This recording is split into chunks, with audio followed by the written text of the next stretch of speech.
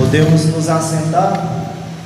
Santo anjo do Senhor, meu zeloso guardador, se a ti me confiou a piedade divina, sempre me rege, me guarde, me governe, me ilumine. Amém. Boa noite. Boa noite. Paz e bem. Que alegria poder estar aqui na casa de Deus, não é verdade? Vocês escutaram o que foi que Deus falou para nós? Se vocês se abrir, não escutaram não? Repete lá. Se você se abrir, se o povo se arrepender e se humilhar, eu sararei essa terra. Uma salva de palmas para o nosso Senhor. E agora eu quero saber quem está disposto a se abrir. Quem está disposto a se entregar nas mãos de Deus? Diga eu. Eu. Quem é pecador, levanta a mão. Todo mundo? Quem não levantou pode levantar, que acabou de pecar. Amém? Alguém trouxe a palavra de Deus? Não? Mas vamos ler aqui. A palavra de Deus hoje é a primeira leitura da nossa liturgia. Por isso, escutemos o que diz o Espírito Santo. Hoje, se vocês ouvem a voz dele, não fique de coração endurecido, como no dia da revolta, no dia da tentação no deserto. Ali os pais de vocês me tentaram, pondo-me à prova, embora já tivesse visto as minhas obras durante 40 anos. Por isso aquela geração me desgostou, e eu disse: eles têm sempre o coração transviado, não conheceram os meus caminhos. Por isso eu jurei na minha ira: jamais entrarão no meu descanso. Portanto, os irmãos e irmãs, tenham cuidado para que não haja entre vocês nenhum homem de coração perverso e sem fé, que se afaste do Deus vivo. Animem-se uns aos outros a cada dia, enquanto dura a proclamação desse hoje, a fim de que ninguém de vocês endureça, enganado pelo pecado. De fato, nós nos tornamos participantes de Cristo, contanto que mantenhamos firme até o fim a confiança que tivemos desde o início. Amém? Pode aplaudir a palavra de Deus. Hoje é o segundo grupo de oração, né? O grupo de adoração do ano. E hoje é a primeira vez no ano que eu estou pregando aqui no grupo de adoração. E nós tivemos uma graça de ter primeiro a Santa Missa. E eu quero hoje pautar aqui para vocês, para que nós possamos iniciar o ano na graça de Deus. É preciso que nós abandonamos algumas coisinhas.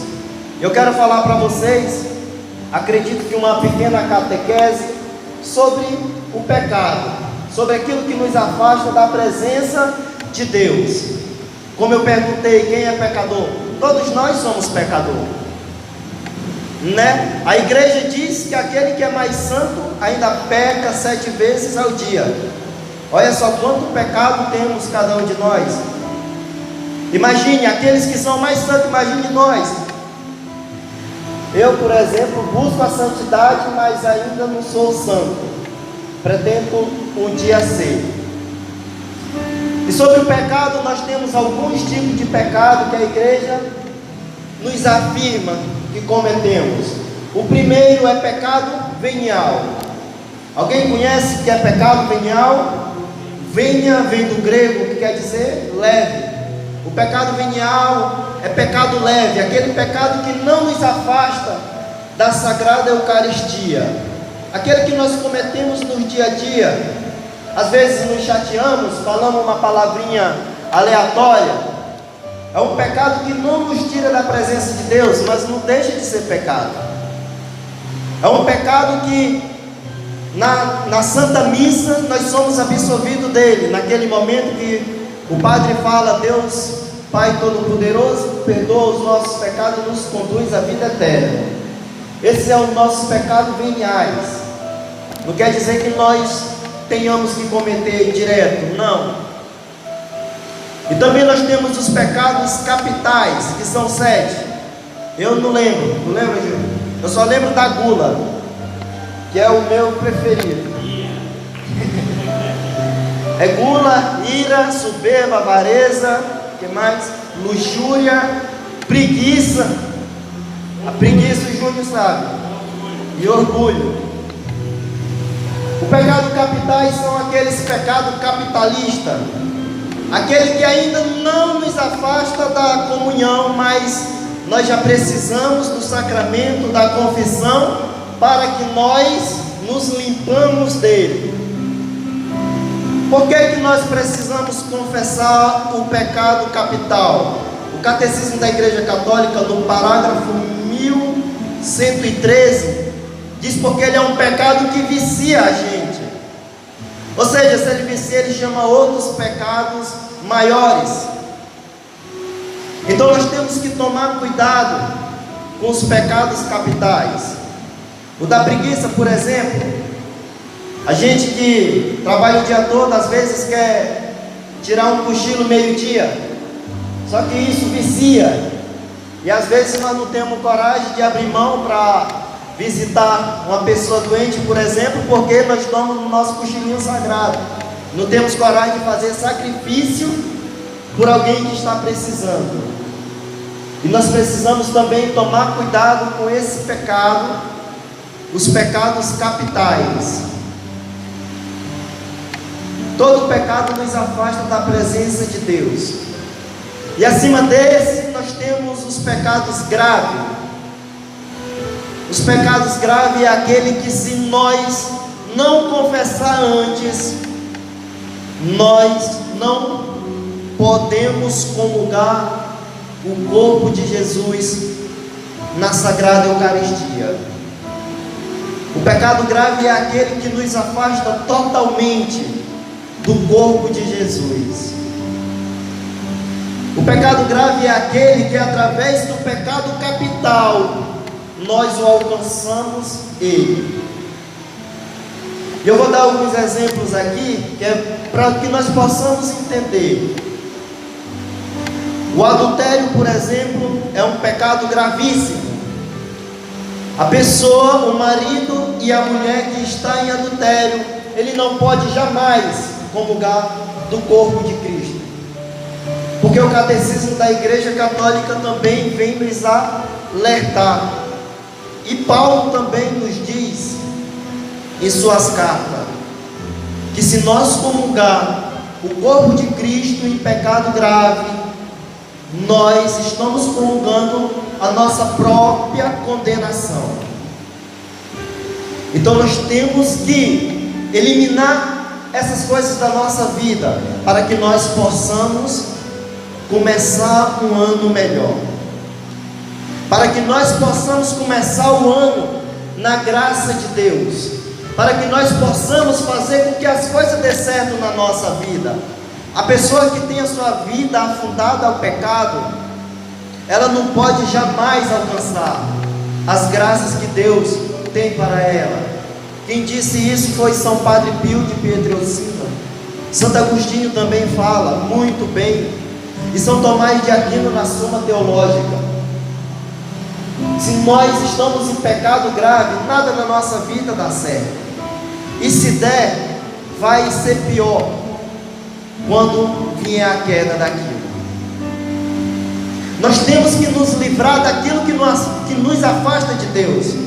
Se nós queremos ter uma vida feliz, se nós queremos ter uma vida completamente na graça de Deus, eu não estou dizendo que vocês têm que vir para a igreja e viver totalmente na missão, viver totalmente afundado ao serviço da igreja, não. Eu estou dizendo que nós temos que ser pessoas afastadas das coisas que o mundo joga para nós.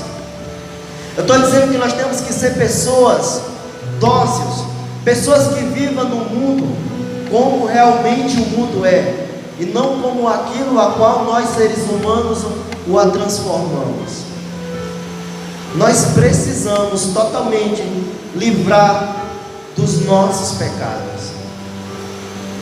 E para não demorar muito, nós temos também ainda mais um outro escalão de pecado, a qual a igreja chama de pecado mortal. Esse pecado, se você morrer e tiver cometido ele, você vai livremente para o quinto dos infernos, sem perdão, sem nada, porque ele é um pecado que totalmente te afasta de tudo aquilo que Deus propôs para você. Você mesmo com suas próprias mãos se condena. Você mesmo, com tudo aquilo que você acha que você é, você se lança ao fogo do inferno. Um lugar onde Jesus diz 3 vezes na Sagrada Escritura, nos seus evangelhos, aonde a chama não apaga e aonde tem ranger de dente. Os grandes cientistas e médicos dizem que para uma pessoa ranger dente, ela tem que estar ao auge da dor mais profunda. E os santos da nossa igreja, como Santo Agostinho, diz que a pior desgraça do ser humano, que se tiver de ir para o inferno, é o arrependimento, de estar lá e imaginar, por que foi que eu não escutei aquelas pessoas quando iam falar para a gente em relação ao pecado? Por que foi que eu não escutei quando os meus irmãos da igreja vieram à minha casa falar: meu irmão, te afasta disso, que senão você será jogado ao fogo do inferno. E essa vai ser a dor mais amargurante da vida daqueles que foram. E como nos livrar do pecado mortal? É a mesma forma para todos os pecados, aos pés de um sacerdote. Por que aos pés do sacerdote? Porque Jesus, em Mateus capítulo 16, disse: Pedro, tu és pedra, e sobre essa pedra eu edificarei a minha igreja, e tudo que tu desligar na terra eu desligarei aqui no céu, e tudo que tu ligar eu ligarei. Então, a partir do momento que o padre coloque a mão em sua cabeça e diz que pelos mistérios e pela a ordem que ele teve da igreja, e ele absolve os seus pecados, você sai dali limpo, como se tivesse vindo ao mundo, livre para morrer como um anjinho. O que é que nós estamos precisando para ter uma vida melhor? O que é que nós estamos precisando para que a nossa vida de fato valha a pena? Nós estamos nos precisando afastar das coisas do mundo. Nós estamos passando pelo momento difícil, sim. A doença do Covid-19 é uma doença muito ruim, terrível. Mas eu acredito que pior é a falta de amor que nós temos para com o nosso próximo. Porque Jesus, ele foi 100% amor, e onde Jesus passou, doenças eram curadas. Olha o que foi que o Senhor nos disse através de uma profecia: se nós nos entregar, se humilhar a Ele, abrir para Ele, Ele sarará a terra. O que está faltando para nós é nos entregar na presença de Deus. O que está faltando para nós é nós ser fiel a Deus, aquilo que nós acabamos de ler, nós entregar para Deus hoje. E é incrível que eu li essa passagem em 3 Bíblias diferentes, e ele destaca o hoje, e algumas Bíblias em itálico, porque é hoje que nós temos que decidir aquilo que nós queremos. Padre Léo diz que hoje é o primeiro dia de o resto da nossa vida. Hoje é o dia que nós temos que tomar a decisão. Hoje é o dia que nós temos para decidir aquilo que nós queremos, porque amanhã não pertence a nós. O ontem já se foi, não há como voltar mais. Então é hoje o dia de nós tomar a decisão. Aquele pecado que você tem aí, que cada um sabe que tem um pecado, que se afasta você da presença de Deus. Hoje é o dia de você se livrar dele. Hoje é o dia de você entregar ele para Deus. Eu acho uma coisa interessante em São Jerônimo, que foi o santo que traduziu a Bíblia. Jesus apareceu para ele e disse que faltava ele entregar ainda uma coisa para ele. Imagina São Jerônimo, santo da igreja, doutor da igreja, que traduziu a Bíblia para o latim. E Jesus falava: Jerônimo, você ainda precisa me entregar algo. E ele fala: mas como, Senhor? Eu já te entreguei toda a minha vida. O que mais eu tenho para te dar? Minha vida foi inteiramente dedicada a ti. Te entreguei todo o meu tempo para traduzir a tua Sagrada Escritura. Te entreguei a minha vida fazendo celebrações, proclamando a tua palavra para que as pessoas possam ser salvas. E Jesus insistia: Jerônimo, ainda falta você me entregar uma coisa. E Jerônimo, de cabeça baixa, sem entender, então falou: diga-me, Senhor, o que queres que eu te entregue? E Jesus falou: Jerônimo, me entrega todos os teus pecados, porque ele não te pertence. Agora você imagine, olhe para a cruz. Jesus pagou o preço para que hoje nós possamos, como São Jerônimo, entregar todos os nossos pecados a ele, porque não nos pertence. Se ele pagou um preço, ele comprou. Se ele comprou, é dele. Então você só não se liberte dos seus pecados. E quando eu falo pecado, é porque é uma palavra cheia, mas é angústia, amargura, sofrimento, dor de consciência, tudo aquilo que te incomoda. Você tem que entregar a ele, porque foi na cruz que Jesus comprou todos os nossos pecados, e ele não nos pertence mais. Nós temos que devolver, entregar aquilo que não é mais nosso a Deus. Você imagina quanta dor e sofrimento. A gente vê a imagem de Jesus, alguns se entristecem, mas a imagem de Jesus é muito linda quando vemos nos filmes, vemos nas imagens por aí. Uma santa da Idade Média que previu todo o sofrimento de Jesus, ela não aguentava nem contar de tanto sofrimento que Jesus passou. Você imagina só, sofrer por algo que ele não cometeu. E foi coisa terrível. Não foi simplesmente chicotada. Jesus foi totalmente torturado.